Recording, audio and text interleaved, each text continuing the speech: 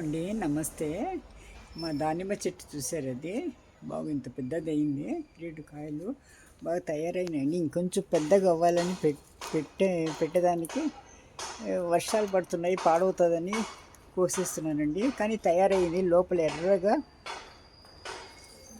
లోపలైతే ఎర్రగా గింజలు ఉన్నాయి. ఇది సీడ్లెస్ అండి. ఇది చాలా చాలా బాగుంటుందండి. ఇది చూడండి.